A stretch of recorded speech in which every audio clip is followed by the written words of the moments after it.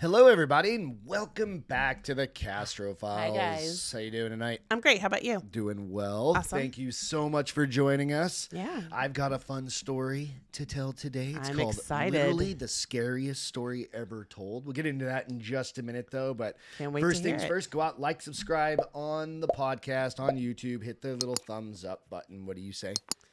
Sharing is caring. Sharing is caring. I was Hit like, the share what? button if you don't mind. Also, go out to iTunes, Spotify, iHeartRadio, all of those. You can leave a review if you don't mind, a review and a comment on. I think you can do the review and the comment on iTunes, but you can just leave a little 5-star review out on Spotify if you don't mind. Yeah. We'll push them out to the bar is open for all the audio out there. So with that, also check out. And we also have the pictures. Any pictures from tonight's show that you don't get to see if you're listening on our Instagram page. Yep, definitely check out. And that is the Castro Files. Yep. Absolutely. Check that out. Yeah. And then, of course, go out, check out, if you're interested, some shirts, hats, cups, sweatshirts, cups, all sorts of stuff. Yes. You can go out to the Minor League Studios / the Castro Files. You can check out all of our swag out there. We've got cute stuff. Little, like I was saying, I always like to share your little wine cup. What are they? Yes, my wine tumbler. I love it. You love that. Yeah. So keeps your wine nice and chilly during the Summers? summer. Yep. Absolutely. All right. With that, you ready? Yes. I'm going to jump in. Let's so this do is it. literally called, how did I find this story? I typed in, what's the scariest story ever told? And there's a story called. Did you read it? Yeah. Like all the way through? Is it really scary or We'll is see. it? Okay. All right. So this is from the New Yorker by Colin Nissan back in 2015. Okay. So it's called The Scariest Story Ever Told. At the end of a quiet road behind a veil of twisted black oak trees, there was a house. A woman lived there. On bitter nights like this one, she sat by her fire and read until she grew tired enough for sleep. But on this night, as her lids grew heavy, she was startled by a sound. The sound wasn't what she was accustomed to hearing these days. Who would be calling, she wondered. And at this late, she rose from her chair and picked up the phone. Hello? I'm going to kill you. A man with a deep voice said. Who is this? She asked. No answer. Who is this? She repeated, handing her hand trembling. There was a click. Silence. She quickly dialed the police and explained what had just happened. The officer told her to wait while he traced the call. After a few moments, he said, the call's coming from inside your house. She said, that doesn't make sense. How could somebody be inside my house? He probably broke in, he said. Oh yeah, I guess that makes sense. And that's not everything, he said. I'm not a police officer. You aren't? No, I'm the killer. Oh, from crap. before. I've never actually hung up, but I heard a click. She said. The man made the clicking sound with his mouth like that. Wow, that's really good. Thanks. So are you really inside my house? Yeah, totally.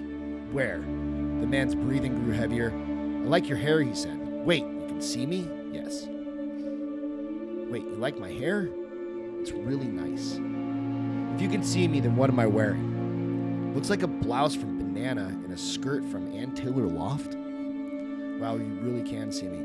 I also can see, wait, what the hell is that? What? There's a person, a ghost hovering over you. It's sort of hard to trust you after that click thing. No, I'm serious. Over by the couch. The woman turned to gasp. Oh my God, I see it. I knew this place was haunted. Jesus Christ, it's a kid. Ew, he's all translucent. Looks like a little boy. What does he want? I think he wants to play. He's holding a kite. The ghost boy floated closer and spoke, play with me. Oh my God, he can talk, the man said. Play with me, the ghost boy whispered. No thank you, the man said.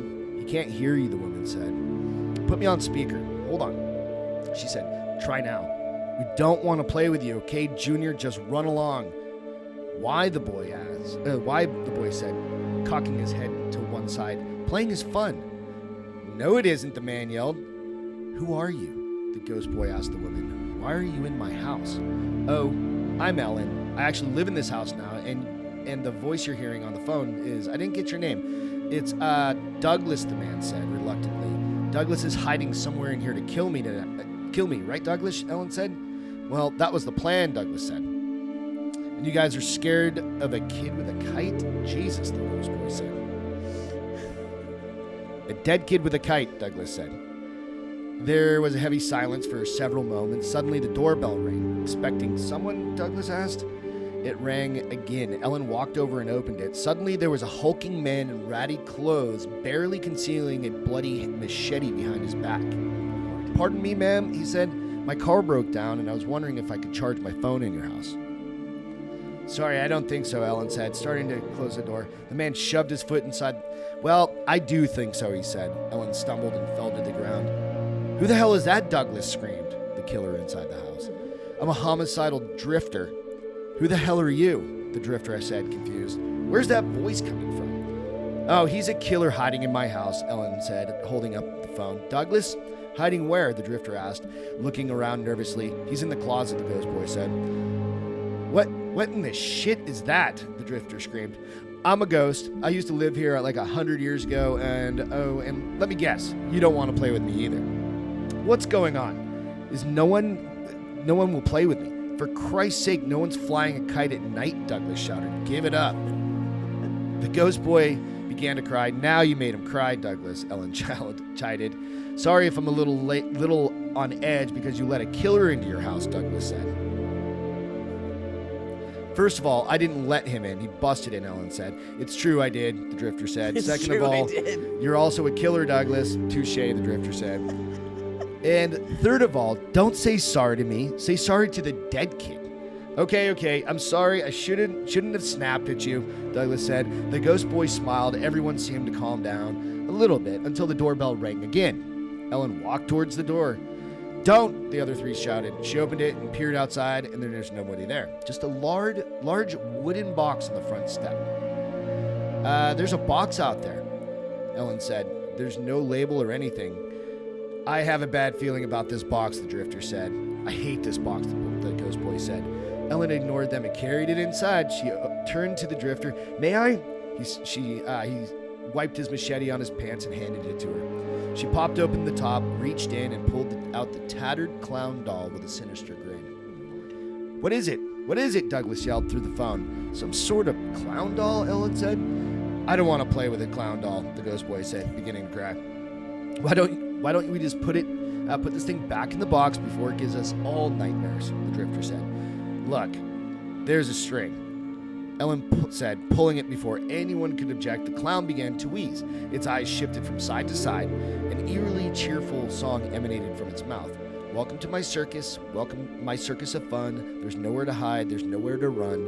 You're all my guests inside this big top. I'm going to kill you all," basically. The clown let out a terrible cackle. "Really psyched you pulled that string, Ellen," Douglas said. "I mean, come on." "What does the clown mean?" the ghost boy asked.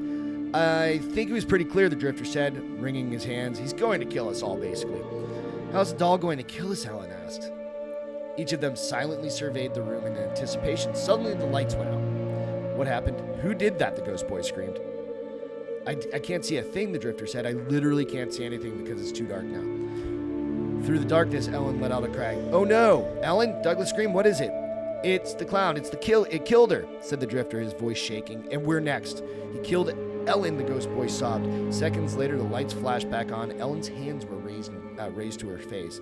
"My stupid contact slid out of place," she said, spreading her eyelids apart and poking at her pupil. "So annoying." "Oh, please don't do that," the drifter said, squirming. "What's she doing?" Douglas asked, with dread. "Touching her actual eyeball with her finger," the ghost boy said, wincing. "It's a real slippery one," Ellen said, maneuvering deeper into her eye. "Can't get a grip on it." Douglas gagged. "Oh my God, that's so vile." The drifter raised his fist to his mouth with a grimace as Ellen pressed her thumb against her wet, quivering eyeball for leverage. "Ugh, now I think it's folded up under my lid," Ellen said, stretching out her lid. "Can someone come look and tell me if they can see it?" There was a click from the phone. "Douglas? Is that a real click?" The ghost boy faded into the wall, saying, "I'm out." "Ghost boy?" She heard the front door opening behind her. "Drifter, you too?" The drifter turned to her with a dazed look. "I hate this place so much," he said. Then he dropped his machete from his limp hand and walked into the darkness. That's hilarious. The scariest story ever told. Story, though. I love that it had first I wanted to be they have the Susan Yep. Well, now it's Helen. Ellen. Oh, Ellen? Ellen. Okay, so that's what we're going to call people from now on when Ellen. they're dumb in our stories. We're going to call them Ellen. Really, Ellen? Because really, Ellen? I like that one. It was a fun. one. But she had something from every genre. Mm-hmm. You know, she had the guy in the house, which is a... On the phone. That's like Scream. Well, no, but there's like a folklore tale that's very similar to that, where the guy is calling from the phone in the house. The ghost, so that we got a little paranormal in there. The drifter killer, so that, you know, you got that Jason, Freddy part covered. And then the crazy clown, so that you have like that antiqued clown. Yep. But what happened to the clown? Because everybody else left. Still hanging out, I guess. But what did she do with the clown? Maybe it's just a clown. Maybe. And maybe it's really not going to do anything because the lights just went out. Yeah, nobody died. But the lights, it was in her eye. Yeah, she was screaming because her contact. Have you ever had that happen? It's very painful. I have not. No, I have. Remember, for Halloween one year, we got those fake contacts. I lost it. I thought I dropped it. And it was actually like the next morning we found it. Yeah, in my eye. Yeah. Yeah, so it can happen. Yeah, So be that was a careful out good there one. on That was Halloween. funny. I hope Or you that liked was it. fun. Yeah. Just a little different, little light on it. Little humor, So little scary humor. That's the cool thing about like stories out there. People write so many cool different things out there. You got to bring it all in. That's good. All right.